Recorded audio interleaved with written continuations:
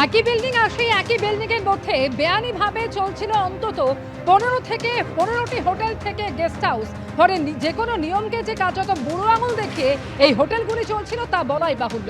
সরাসরি এই মুহূর্তে আমাদের সঙ্গে আমাদের দুই প্রতিনিধি রয়েছেন, সুকান্ত মুখোপাধ্যায় এবং ঝিলম করঞ্চাই রয়েছেন আমাদের সঙ্গে। প্রথমেই সুকান্তর কাছে আসবো। সুকান্ত, কপাল জোরে যারা এই অগ্নিকাণ্ডে বেঁচে গিয়েছেন এখনো তাদের চোখে মুখে সেই আতঙ্ক একেবারে স্পষ্ট। প্রত্যক্ষদর্শীরা তারা ঠিক কি বলছেন, ঠিক কি ঘটেছিল সেই সময়, কিভাবে আগুন এতটা বিধ্বংসী আকার নিয়েছিল? তারা সেকেন্ড ফ্লোরে ছিলেন, তারা কেউ কেউ খিড়কি থেকে বের হওয়ার চেষ্টা করেছিলেন, তার মধ্যে 9 জনের মৃত্যু পর্যন্ত হয়েছে। তার দিকের ওপরের দিকে যে সমস্ত ফ্লোরের যারা আবাসিকরা ছিলেন তারা যে কোনো সম্ভবভাবে উপায় তারা সেই ধোঁয়া কাটিয়ে কোনোভাবে ছাদের দিকে যাওয়ার চেষ্টা করছিলেন এবং ছাদের দিকে যাওয়ার সময় তাদের যে এক্সপিরিয়েন্স সেটাও কিন্তু ভয়াবহ।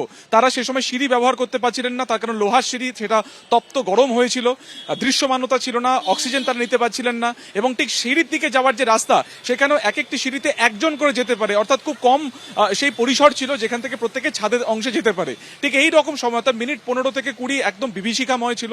দমকলের সদর দপ্তর একদম একটি বিল্ডিং পরে থাকায় তারা দ্রুত ঘটনাস্থলে আসে। এক্ষেত্রে যদি দূরত্ব বেশি থাকতো তাহলে কিন্তু আরো ভয়াবহ রূপ আকার ধারণ করতে পারতো এই গোটা ঘটনা। তারপরে যত দিনের আলো বেরিয়েছে, যত ধীরে ধীরে ঘটনাক্রম সামনে এসেছে, তা থেকে কিন্তু একটা স্পষ্ট জিনিস যেটা একেবারে সামনে এসেছে তা হলো যৌতুকগৃহে পরিণত হয়েছিল এই 15 নম্বর মির্জা গালিব স্ট্রিট।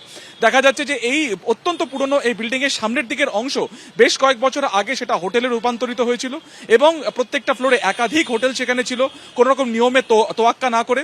3 থেকে 4 বছর আগে যখন এই হোটেল ব্যবসা এক্সপ্যান্ড করা হয় তখন পিছনের একটি বিল্ডিংকে জুড়ে নেওয়া হয়েছিল, কিন্তু এক্সিট গেট হিসেবে 2টো মাত্র গেট রাখা হয়েছিল, তাও একদম পেরিফেরির মধ্যে নয়, অর্থাৎ নির্দিষ্ট বিল্ডিং এ নয়, বিল্ডিং এর বাইরের দিকের অংশে শুধুমাত্র ভেতরে ঢোকা এবং বাইরে। কিন্তু ওপর থেকে নিচে নামা বা নিচ থেকে ওপরে যাওয়ার জন্য একটি মাত্র লোহার সিঁড়ি, যা জিগজ্যাগ ফরম্যাটে ছিল, যা আগে কাঠের সিঁড়ি ছিল, পরবর্তীকালে সেটাকে রিপ্লেস করে লোহার সিঁড়ি হয়। কোনো ফ্লোরে অগ্নি নির্বাপন ব্যবস্থা ছিল না। ঠিক এখানে একাধিক গাফিলতির প্রশ্ন সামনে আসছে। এক, দমকল বা ফায়ার ব্রিগেডের সদর দপ্তর একটা বিল্ডিং পরে হওয়া সত্ত্বেও প্রত্যেক বছর যে রিনিউ হতো, যেহেতু একটা পোর্শন কমার্শিয়াল পারপাস হিসেবে ব্যবহার হয়, তাহলে সেখানে এই রিনিউ সার্টিফিকেট দেওয়া কি করে হলো যেখানে কোনো অগ্নি নির্বাপন ব্যবস্থা পর্যন্ত নেই, যেখানে কোনো ফায়ার অ্যালার্ম নেই? একটা ঘর থেকে আরেকটা ঘরের মানুষ যারা সেখানে ছিলেন তাদেরকে নক করে ডাকা হয়েছিল বা কেউ দমবন্ধ অবস্থাতে বেরিয়ে এসেছিলেন, কোনো কোথাও কিন্তু ফায়ার অ্যালার্ম বাজেনি। এবং দ্বিতীয়ত হচ্ছে কোনো স্পষ্ট জলাধার নেই, যেখান থেকে কোনো এত বড় একটি বিল্ডিং সেখানে কোনো রিজার্ভার নেই। দ্বিতীয়ত হচ্ছে যে পিছনের দিকে যে এক্সিট পয়েন্ট সেটাও রাত্রি 8টা-9টার পর বন্ধ হয়ে যায়, সেই গেট থেকেও বেরোনোর মতন কোনো সিস্টেম ছিল না। এবং তৃতীয়ত হচ্ছে নতুন বিল্ডিংকে অ্যাডজয়েন করে নেওয়া বা জুড়ে নেওয়া।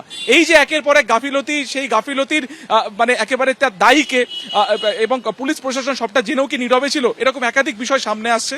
এবং সেই কারণে আমরা দেখলাম যে কলকাতা পুলিশের তরফে একটি এসআইটি ফর্ম করা হয়েছে 5 জনের ডিসিডিডিকে মাথায় রেখে, তারাই তদন্ত করবেন। ফরেন্সিক টিম এসেছিল কোথায় কোথায় এই আগুনের উৎপত্তি স্থল, কোথা থেকে আগুন কোথায় ছড়িয়েছিল সেটা জানার জন্য। তবে এখনো পর্যন্ত এই বিষয়টা ক্লিয়ার নয় যে কিভাবে এই আগুন লেগেছিল। প্রত্যক্ষদর্শীরা বলছেন যে তারা দেখেছেন যে বিভিন্ন ফ্লোরে যে সমস্ত এসি রয়েছে সেই এসির মেশিনের পিছন থেকে, অর্থাৎ সেকেন্ড ফ্লোরে বিভিন্ন এসির মেশিনের পিছন থেকে কালো ধোয়া বেরোচ্ছে। তাহলে কি এসি থেকে শর্ট সার্কিট হয়েই ঘটনাটি ঘটেছে? এরকম একাধিক বিষয় সামনে আসছে। এবং তোমাকে যেটা বারবার বলছি যে ফায়ার সেফটি কোনো রকম ছিল না, অথচ একটা বিল্ডিং পরেই সদর দপ্তর রয়েছে, সেখানে এতগুলি হোটেল রয়েছে, পরপর কি করে একটি ফ্লোরের মধ্যে এতগুলো হোটেল থাকলো, তার পারমিশন কিভাবে আসলো, এই সমস্ত যাবতীয় বিষয় কিন্তু তদন্ত করে দেখবে এসআইটি। ইতিমধ্যে দমকলের তরফে নিউ মার্কেট থানাতে একটি লিখিত অভিযোগ দায়ের করা হয়েছে, এখনো সেকশন অ্যাড হয়নি, মনে করা হচ্ছে বা সূত্র মারফত জানা যাচ্ছে অনিচ্ছাকৃত হত্যার মামলা দেওয়া হতে পারে। তবে একটা বিষয় স্পষ্ট, গতকালকে যারা বেঁচে ফিরেছেন তারা যে সমস্ত হোটেলে আছেন তাদের সাথে আমরা কথা বলেছিলাম, চোখে মুখে তাদের আতঙ্ক। যারা বাংলাদেশ থেকে এনে চিকিৎসার জন্য এসেছেন, কেউ প্রাণ ভয় ওপর থেকে ঝাঁপ মেরেছেন, এমনও আমরা অনেকের সাথে আমরা কথা বলেছি, চোখে মুখে স্পষ্ট আতঙ্ক। তারা আরো একবার কোনো হোটেলে স্টে করার ক্ষেত্রে বা থাকার ক্ষেত্রে কিন্তু স্বাভাবিকভাবে যথেষ্ট আতঙ্কে এবং ভয়ের মধ্যে রয়েছেন। মির্জা গালিব স্ট্রিটের হোটেলে অগ্নিকাণ্ডের ঘটনায় ক্ষোভ প্রকাশ করলেন মুখ্যমন্ত্রী শুভেন্দু অধিকারী। আমরা উদ্ধার কাজ ও তদন্তের কাজ চালাচ্ছি, কিন্তু বাস্তবকে আমরা অস্বীকার করতে পারি না। এই ঘটনা বিগত সরকারের অবহেলার ফল। দীর্ঘদিন ধরে নির্মাণ কাজের উপর কোনো নজরদারি নেই, কোনো অগ্নি নির্বাপন বিধি মানা হয়নি, আগের সরকার কোনো অডিটও করেনি। ফলে অগ্নিবিধি সুরক্ষাবিধি না মেনেই রমরমিয়ে চলেছে এই হোটেলগুলি। অগ্নিকাণ্ডে যাদের মৃত্যু হয়েছে তাদের পরিবারের প্রতি আমার সমবেদনা। আহতদের যথাযথ চিকিৎসা করানোর নির্দেশ দিয়েছি প্রশাসনকে।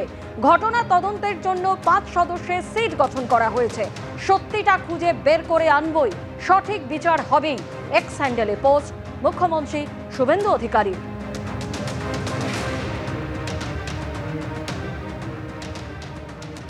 মির্জা গ্যালিত্রিতে হোটেলে অগ্নিকাণ্ডের ঘটনায় এক শিশুসহ 9 জনের মৃত্যু হয়েছে। কলকাতা পুলিশ মর্গে তাদের ময়নাতদন্ত হবে। সরাসরি আমাদের প্রতিনিধি ঝিলম করঞ্জাই আমাদের সঙ্গে রয়েছে। ঝিলম, ময়নাতদন্ত কি শুরু হয়েছে? তোমাকে জানাবো যে এই 9 জনের যে দেহ যাদের কলকাতা পুলিশ মর্গে নিয়ে আসা হয়েছে সেইখানে আমরা রয়েছি। এই সামনে যে পরিবার ঢুকছে সেটা হচ্ছে সন্দীপ পাসওয়ানের পরিবার, যে 23 বছরের যুবক যেখানে কাজ করত, তার মৃত্যু হয়েছে। সেই তার পরিবারের সদস্য আদবে ঝাড়খণ্ডের বাসিন্দা তারা, তবে থাকতেন তারা নাগের বাজারে এবং এই হোটেলে সে বহুদিন ধরে কাজ করছিল। সেরকমই জানা যাচ্ছে হোটেলে সে বিভিন্ন যে হোটেলের কাজ সেই সময় তার পরিবারের সদস্যরা রয়েছে। এবং একই সঙ্গে আমরা যেটা দেখতে পেলাম যে বাংলাদেশের সেকেন্ড সেক্রেটারি তিনি এসছেন এবং তিনি কিছুক্ষণ আগেই ঢুকলেন সামনে আমরা দেখলাম। এবং একই পরিবারের 4 জন সদস্যের মৃত্যু হয়েছে, যেটা আমরা জানতে পারলাম যে স্বামী, স্ত্রী, শ্বশুর এবং তার সন্তান তারা প্রত্যেকে এসেছিলেন। এখানে যে সন্দীপ পাসওয়ান রয়েছে তার পরিবারের সদস্যের সঙ্গে কথা বলবো। यहाँ क्या कर रहे हैं आप लोग? सब अंदर गए हैं किस लिए? बॉडी को देखने के लिए गए हैं, मतलब आइडेंटिफाई करवाने के लिए गए हैं। पीएम शुरू हुआ क्या? ये नहीं, मुझे नहीं पता इसके बारे में। অর্থাৎ যেটা জানা যাচ্ছে ইনকোয়েস্ট প্রক্রিয়া হয়ে গিয়েছে, ময়না তদন্ত কিছুক্ষণ পরে শুরু হবে। তবে 9 জনের যে ময়না তদন্তের যে প্রক্রিয়া সেটা হতে সময় লাগবে। কলকাতা মেডিকেল কলেজের ফরেন্সিক বিভাগের প্রধান তিনি করছেন। এবং তোমাকে যেমন জানাচ্ছিলাম কিছুক্ষণ আগেই আমরা দেখলাম যে বাংলাদেশ হাই কমিশনের তরফ থেকে সেকেন্ড সেক্রেটারি তিনি এসছেন এবং তার পাশাপাশি আরও একজনের সঙ্গে আমরা কথা হলো, কৃষ্ণ নন্দী, তিনি মালদার বাসিন্দা। তার আত্মীয় দেবাশিস দত্ত, তার স্ত্রী, তার শ্বশুরমশাই এবং তার পুত্র সন্তান, তাদেরকে তিনি শনাক্ত করেছেন। তিনিও এসেছিলেন। তার থেকেই জানা গেল যে তিনি চিকিৎসা করাতে বেঙ্গালুরু এসেছিলেন এবং তারপরেই কলকাতায় এসেছিলেন। কলকাতা থেকে ঢাকা যাওয়ার এরকম একটা পরিকল্পনা ছিল বলে তিনি অনুমান করছেন। তবে তারই মধ্যে এরকম ঘটনা। এই মুহূর্তে ময়না তদন্তের প্রক্রিয়া শুরু হয়েছে, কতক্ষণে শেষ হবে এখন সেটাই দেখার। পুলিশের পদস্থ কর্তারা রয়েছেন এবং এখনো অবধি 6খানি দেহ চিহ্নিত করা গেছে। অনেক ভয়াবহ পরিস্থিতি ছিল রাত্রেবেলায়, ওখান থেকে খুব কষ্টে বার হয়েছে আমরা। সকলে বেরোতে পেরেছেন? হ্যাঁ, আমরা 2 বন্ধু ছিলাম, 2 বন্ধু সেফলি বার হয়েছে, শুধু বেরিয়ে পালিয়ে আসতে পেরেছি। একদম গ্রাউন্ড ফ্লোরে ছিলাম। কি পরিস্থিতি হয়েছিল? আমরা রাত্রে 2টার দিকে রুমে শুয়েছিলাম, তখন দেখলাম যে প্রচন্ড হাউকা হচ্ছে। পরে বেরিয়ে আসতে দেখলাম যে উপরে আগুন লেগেছে। জি জি, 3 তলার হোটেল। হ্যাঁ, 3 তলায় আগুন লেগেছে। আর রাত 2:30 বাজে তখন হোটেল বয় মানে আয়সা দরজার মধ্যে খুব জোরে জোরে ধাক্কাচ্ছে, মানে অনেক জোরে জোরে ধাক্কাচ্ছে। তো আমরা তো ঘুমিয়েছিলাম, উঠি না, তো অনেক জোরে জোরে ধাক্কাচ্ছে।